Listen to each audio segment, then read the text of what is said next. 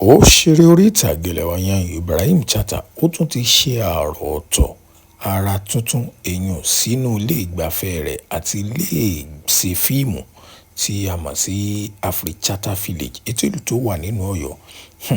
Ṣé ẹ mọ̀ pé tí wọ́n bá fi ìta AfriChatta tí wọ́n bá fi hàn yàn lójú móhùnmáwòrán, èèyàn ó jiyàn pé gbogbo àwọn nǹkan tó wà nínú ẹ̀ ló wà nínú ẹ̀ nígbà tó bá wọnú rẹ̀. Báyìí Ibrahim Chatta ó tún ti ṣe ilé ìgbafẹ́ tó jẹ́ pé swimming pool wà níbẹ̀. Gbogbo ohun tí èèyàn lè fi gbafẹ́ pátá tó jẹ́ pé tí èèyàn bá lọ lókè òkun èèyàn lè rí ní AfriChatta ó ti wà níbẹ̀. Bẹ́ẹ̀ fẹ́ wẹ̀ ẹ̀yin àti olólùfẹ́ yín, bẹ́ẹ̀ fẹ́ wẹ̀ lẹ́yìn ìgbà tí ẹ bá wẹ̀ tán tẹ́ tún wọlé inú ilé ìgbafẹ́ tẹ́ lọ ṣe yùnkíyùnkín pẹ̀lú olólùfẹ́ yín, gbogbo ẹ̀ pátá ló ti ṣe síbẹ̀.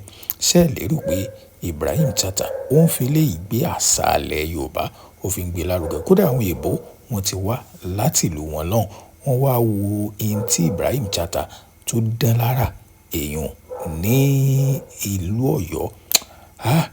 Ẹ congratulate Ibrahim Chatta. Tẹ́ ẹ bá gbàgbé ṣé ẹ mọ̀ pé owó ribiribi owó ńlá ni wọ́n fi ń gba Ibrahim Chatta Village yìí tó ẹ bá fẹ́ ṣe fíìmù.